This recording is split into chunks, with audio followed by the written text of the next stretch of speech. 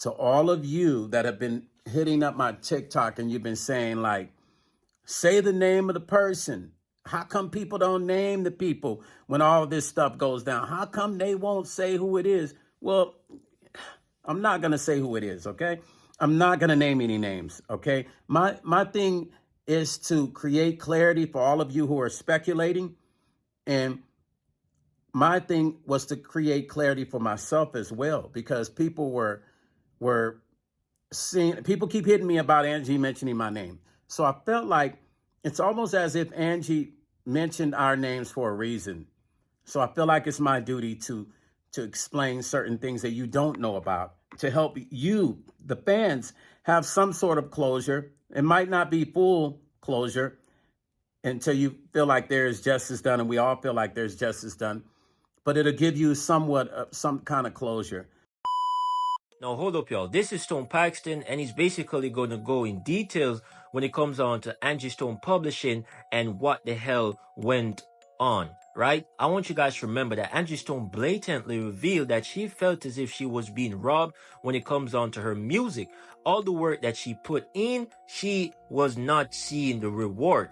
No, as I stated, he's going to go in details, right? I know this video is going to be long. I believe it's like 25 to 27 minutes long, but I want you guys to listen because he's going to reveal a lot of things. Now, he also spoke on, persons involved when it comes on to basically robbing Angie Stone of what she really deserve. And trust me, y'all, it's a lot to take in. As I stated, the video is a bit long, but I want you guys to listen fully, and I want you guys to listen thoroughly, because this one is going to be very, very, very, very interesting. Also, remember to drop a like and subscribe, show some love. Drop a like and subscribe, show some love. But enough of me talking. Check out the rest of the clip.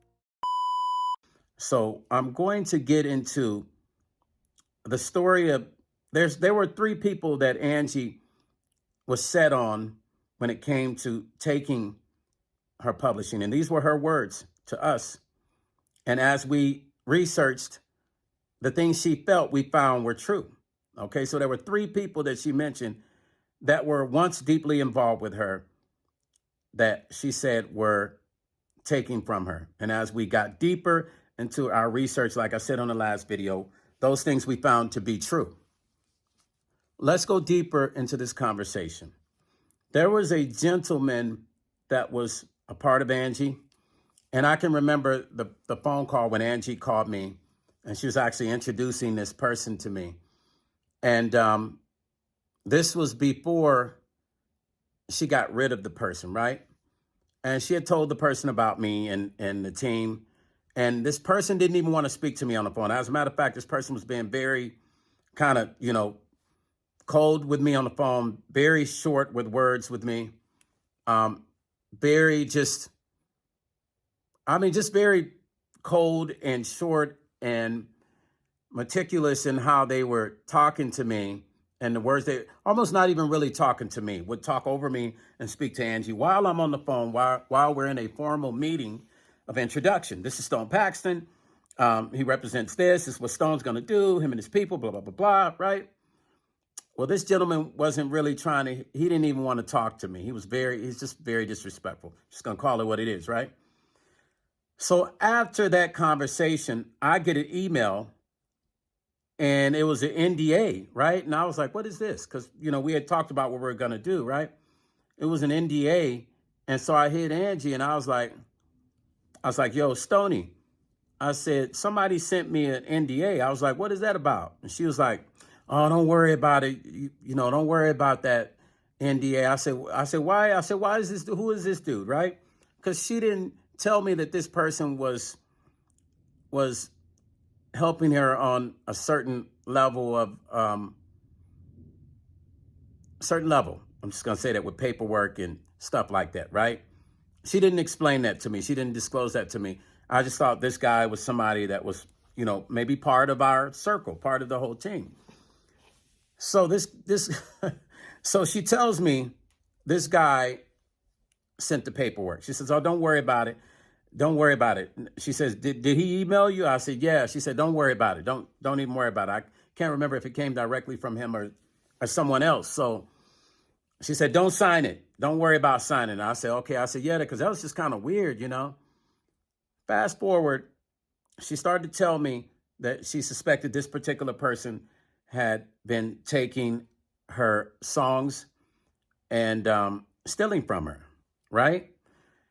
So I was just kind of like, I didn't ask her any questions. I didn't go deep into saying why, you know, what's this guy's position. I just listened to her and I said, okay, so I'll send you the paperwork over so that we can move forward. Because I wanted to make sure everything was solid. So I said, we'll send the paperwork over. The team will get the paperwork over so we can make sure that this guy knows that we're representing you. And we did. She signed the paperwork. She signed our agreement and we moved forward. Then we start reaching out to this guy, this said person who had been handling a lot of her business. And so stay with me, you guys, because this story is like a roller coaster. So this said person who was handling some of her business concerning her catalog publishing, and when it came to certain advances and stuff like that, she said this person was handling, right? So all of a sudden we couldn't get a hold of this person. I text this person. They said, who are you? And I told them who I am. And I said, we'd like to talk with you about Angie, about Angie Stone. And we've taken over her. I think I said something like we've taken over the management of her catalog and stuff like that. And we'd like to have a talk with you, the team. And he said, send an email to my office or something like it. Send an email to my office. I'm wording what he probably sounded like because, you know, I didn't hear him verbally say it, but he texted. So I'm just visualizing the way he said it because through the text, I could feel that's the way he was saying it because he already knew who I was. So I felt like he was extending that energy again that he extended on the phone call initially. So I said, okay, cool. He said, and I'll get back with you. So I sent what he needed.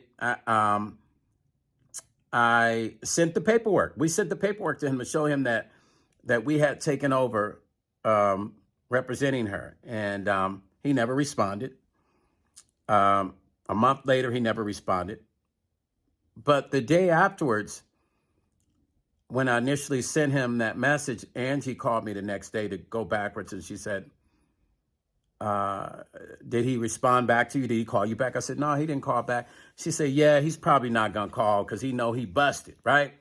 That's what she says to me. And I said, wow. I said, yeah, well, I'm just going to keep on trying. She said, yeah, he's probably not going to call you, Stoney. I said, well, we're going to keep on trying. I'm going to keep hitting him up until I get a response, until he talks to us. So he never responded via email, and he never called back, ever, at that time. So we're making it through November, and Angie's going through different situations, and we're talking. There's things that she needed handled, and she didn't want to go on the road. She said, I don't want to go back on the road to have to financially take care of certain things. And I said, well, the sooner we're able to get a calculation of the songs and the value of everything, Ange, then we're able to get you a check, right? So Ange said, well, she said, I calculated and I'm owed about 50 million between here and overseas. This is what she said to me, right? And I'm only telling you what she said. And I said, okay. I said, well, I mean, I'm sure we can get you in advance. We just need to do an evaluation of the publishing and make sure that everything is in one place so we can evaluate all the songs at once. This is what I say to her.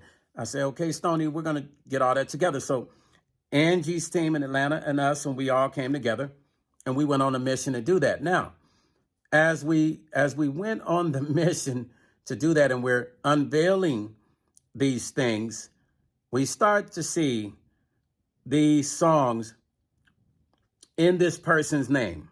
Mind you, I've been trying to reach out to this guy for the longest, this said person, to get a conversation as to what's going on so we can get an understanding and why you're not calling us, right? And this person is not responding. So as we started to see songs show up with this person's name on it, many songs, we started to go, okay. And then Ange Stoney, she really started to like freak out because she was like, wow, so is that why I'm not getting a phone call back? And I mean, you know, if it's black and white, it's black and white, right? If it walks like a duck and quacks like a duck, it's a duck. So I'm kind of at that point, I'm with her like, okay, yeah, this is not making any sense. He's not returning our phone calls.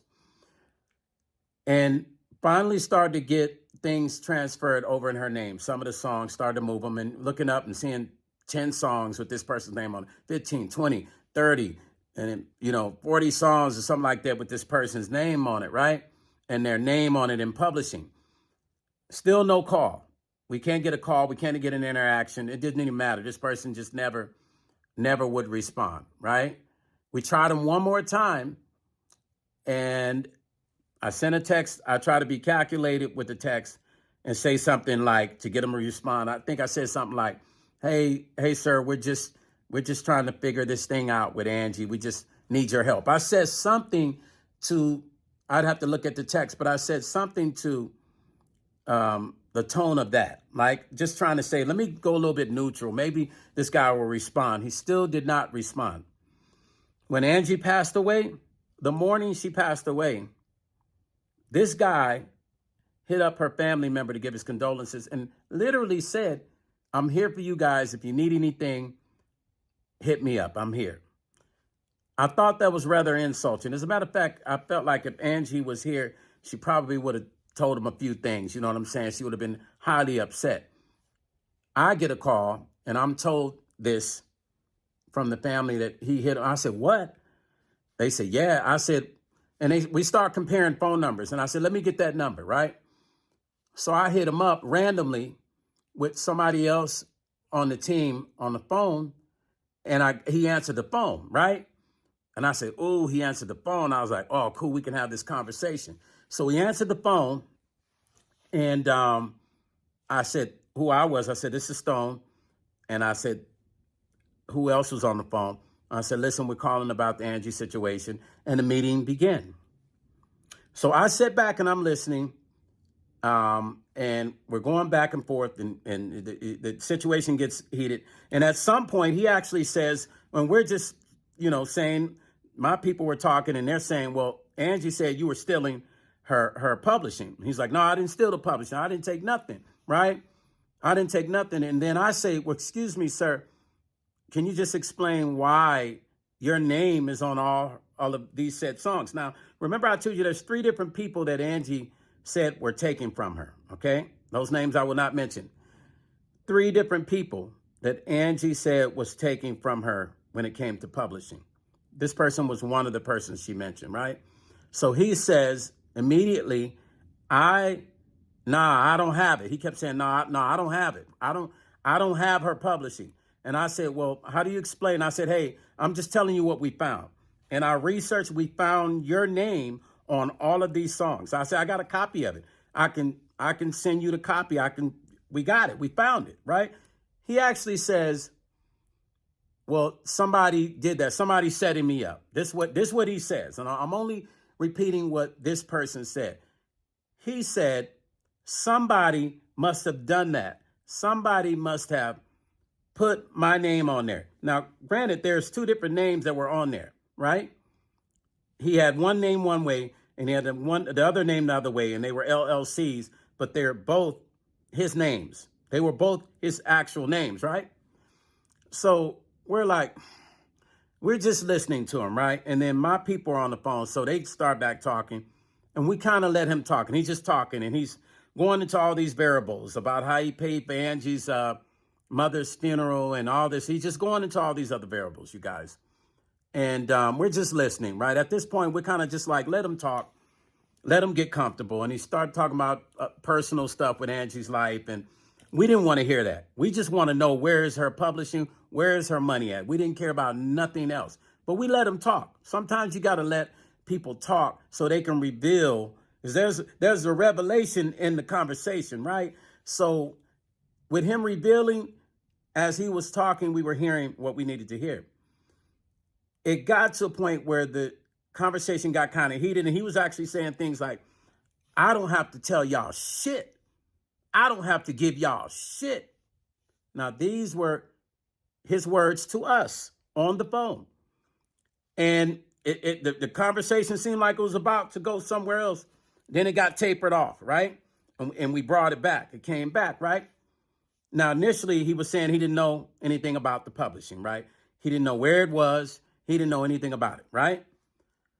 By the end of that conversation, before we got off the phone, this guy actually said some of the most unpredictable, or he said the most unpredictable thing that we didn't expect he was going to say. He said to us, he said, no, this is what he said before he said that. He said, I don't have to give y'all shit. He said, first of all, before I tell you anything, I need you to send me. I don't know. I don't do on the phone stuff. He says, I don't do this verbal shit. He say, right? He said, I need y'all to send me the paperwork to show that you were representing her. And my people said, we sent you this a long time ago. Then I say to him, yeah, I emailed it to you. We text you about it. You had multiple emails of us trying to get a hold of you, and you never responded. So now you're telling us to send it to you again when you already have it. So he was he was saying that I don't do nothing verbal on the phone. I don't do all that verbal stuff. After he had already said, I don't have to give you shit. Now, at the end of that conversation, this same person said, right before the conversation was over with, I kid you not, I'm not even making this up. You can't make stuff like this up. This is like a freaking movie, man. It's just unfortunate that we lost Angie Stone, our sister, man. It's unfortunate we lost her. This is like a bad movie, man. So by the end of the conversation, this same person is saying this. Well, okay, listen, I do know where the publishing is. And, once y'all send me that paperwork, I'll connect you with the people that's got it, and y'all can yell at them. This person's exact words. And we all were in shock. I was in shock. I actually couldn't believe it, right? So I say to him, do you mind if I call said person and get them on the line too? Because that way we can get all this clear and out and open. My exact words, right? He said, sure, go ahead. I click over, I call Angie's family. We get a few people on the phone. Everybody's listening and talking.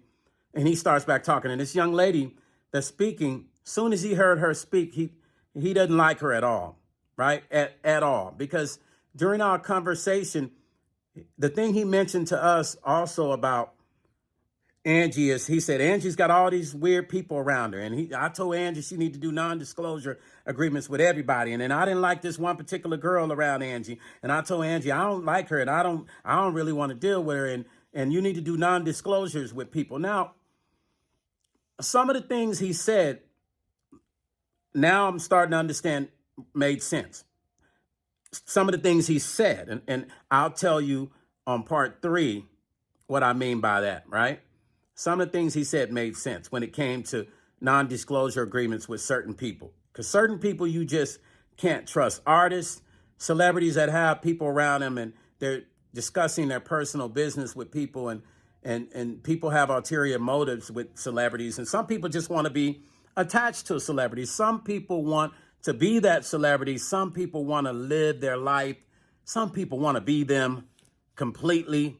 And if they can't be them, they lay under them and be around them every day. You have a lot of people like this, okay? So celebrities have to be careful. So I understood when he said that, right? Pertaining to certain people. And this particular person, I kind of felt the same way about. Later on, as I got to know this person a little bit more, because a few things happened and I kind of stepped back and didn't want to deal with this person no more, right? So this person and this gentleman, they were kind of going at it, and I said she would like to speak to you. And so she went off on him. She told me it's full of shit. She said, you're bullshit. We tried to get a hold of you.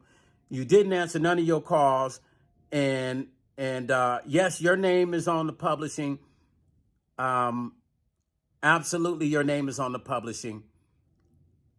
We pulled it all up. We have all the paperwork. You're a liar. You don't return none of your phone. I mean, they were going at it so much so that my people had to tell him to relax and calm down, because for some reason he just has this thing about her. I don't know what it is. I don't know what it is, but he didn't like her and he doesn't like her at all. So we finally got that calmed down. She said what she had to say, and she said, you're full of shit and you're a liar, and that's it. You know what I'm saying? And you took her songs, and she was going in on them too, right? So And I told him, I said, yeah, so that's what I was trying to tell you. All the songs show up in your name, and we're just trying to figure out why. We're trying to figure out why these many songs are in your name, right? Then there's another situation where her original deal that she still owned 50% of, we couldn't find where that 50% of was. Now I'd have to pull that. I got that paperwork on me because Angie sent it, but I'd have to pull it up, and I wouldn't show the paperwork, but I'd read to you the breakdown and what she was getting back then so you understand what she was owed. So, and then another person that she felt like had just completely dipped on her. She couldn't get a hold of this person. They left out of her life. And all these people seemed to reappear when she passed away. Now, once again, what I am sharing with you are the things that I am privy to knowing because I was part of helping her. I was helping Angie. And these things I had to deal with. These things I had to be a part of. These things I had to help figure out how to solve to make things better for her so we can get her some money. It got to a point to where, you know, I wish that everybody that had never met Angie could meet her, because this woman was an amazing lady, man. She always she always knew how to make a person feel special, like a brother or a sister or uncle or a cousin. She just had that thing, man. She just had a super warm heart. But I hated to see her go through struggles. When she was in the hospital, I didn't actually know she was in the hospital the times that I was talking to her. She was sick in the hospital and was still calling me. And I didn't know she was in the hospital until after she was out, when she told me all that time she was in the hospital dealing with that situation with her kidneys. I didn't even know, you know what I'm saying? So I told her, I said, you know what? I said, even if I have to borrow equity from one of the homes that I have interest in, I'll give you the money to cover your bills until we close on this deal. That's how deeply invested I was in believing in Angie and what she was owed, and wanting to see her not go through anything remotely close to having to deal with any sort of struggles. This woman is one of the most valuable women to soul music and neo soul. The most valuable. There's no reason she should have been any such. There's no reason. I'm sorry, because I'm thinking about so many things and I might get tongue twisted here and there, but there's no reason she should have been dealing with any sort of struggles when her music is worth so much money, when her music was generating so much money for her. She should have never had to go on the road, which is, she didn't want to. She didn't want to be on the road. But if you knew Angie, she was all about taking care of her family, and she was all about taking care of people. You know, Angie would bring people in literally off the streets and help them out. You know, she believed in everybody. You feel me? So that situation with this gentleman, that was the last conversation he had with us, and the last call was him saying, I know where the publishing is. And when y'all give me the paperwork to show me that you guys are really representing her, I'll connect you with the people that have it, and you can yell at them. And it messed us up. And we ended that phone call in complete disarray as to what had just happened, because it was shocking to hear, after hearing the person not talking to you, not responding, only to finally get a hold of them, had to trick that person and call them and get their new number and call them, and they answer, and we forced the meeting. That was pretty much a forced meeting, to only hear the person act up and very rude with you in the beginning, only in the end of that conversation to say they know where the publishing is. I don't know, you guys. That just really had me blown away. And you're hearing this firsthand. Once again, I'll say this is not something that I went on YouTube and brought to you from somebody else's channel. It's not something that someone told me and I'm sharing with you. I'm sharing this information from my experience, my conversation, and helping bring Angie's situations back to her norm is what we were trying to do, and get her money funded in her hands and in her bank, and her family smiling, her happy. like she should be and enjoying her life like she should have been. Okay? So that's why Angie Stone mentioned my name, you guys. And I'm going to do a part 3 to this because there's so many levels to this, man. There's there's so many levels to this, man. I mean, I could literally go on forever, but I'm not going to. This is part 2. Part 3 is coming, you guys. I'm going to talk about this accident, and I'm going to mention a name, a couple names, but I don't know, man. Leave your comments. Tell me what you guys think. I'm just giving you the truth.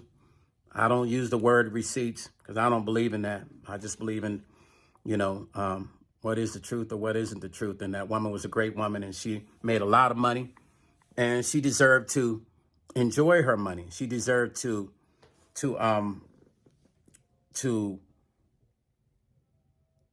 spend her money with her family, to take them on vacations, to enjoy herself, to have a good time with her grandkids, her daughters, her son. She didn't get a chance to really live her life in peace like you see white celebrities when they retire. They get to enjoy their money. Why do our black artists, they don't get to retire or go out in peace with a historical situation attached to their name, living nice, vacation, property, just peace, no struggle? Why do African-American artists always have to, this is the narrative as far as how their lives always have to end when they're in the music industry? There has to be a deeper answer to this, and we know the answer to it, but something has to be solution for this, because nobody deserves for their life to end in the way of where they work so hard and they're not able to benefit off of their publishing. They're not able to enjoy their family and allow their family to really enjoy and reap the rewards of their labor. They shouldn't have to wait until they pass away for something to be fixed. They should not have to wait, and their family shouldn't have to wait till they die for them to receive something, for them to feel the warmth of what their family member contributed to the world. Yeah, you guys, Angie was, she was an angel. And the more and more I think about this, I see that she mentioned my name and my brother's name for a reason. She wanted us to continue her mission. And I will do everything that I can do to keep her legacy alive on my side through myself and the people I know and other artists, and helping other artists like I've always done, like Angie does. And through my own personal life and my music, I will do everything I can to keep her legacy alive, you guys. Part 3 coming, you guys. Thank you for all those that have commented on the last video, and part 3 coming. I'll talk about this accident. We're gonna go deep into that. But peace and love, you guys. Stone Paxton, and I'm out. Take care. No, this is very sad.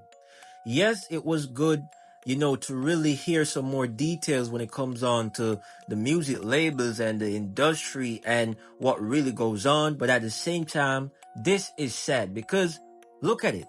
We have where artists are very talented artists, and I'm going to be speaking in general, right? We have our talented artists, signing with these labels. And when you expect them, to actually have your back, they are actually behind your back stealing from you, right? They are behind your back doing what you're not supposed to do, right? And it is really sad because we have artists, for example, Angie Stone, who have been in the game for so long. Come on, Angie Stone is a legend. And to hear this story, man, it makes me sad because what should have happened did not happen. What did happen should have not happened, right? And that was sad. Now, I really hope that, Paxton really stick to his word and, help get his story more out there, because trust me, this is sad. When I listened to it, I was like, damn, for most of the time I was sad. I don't know about you guys, but it is really sad to see that was the situation. You feel me? Is man, I'm even fumbling on my words. I'm gonna be honest because I can't believe that this is really what's going on. And that must be strange coming from me because I'm always telling you guys that, listen, though on the outside it might seem like glitter and gold, what's really going on the inside is dark. But at the same time, hearing it again and in details, in very much details, it really, really brings me back to that point where I'm like, damn, this is really happening. You feel me? So we really got to keep our eyes open. We really have to understand that they are actually almost pushing these stuff right in front of our face, right? It's happening right in broad daylight, man.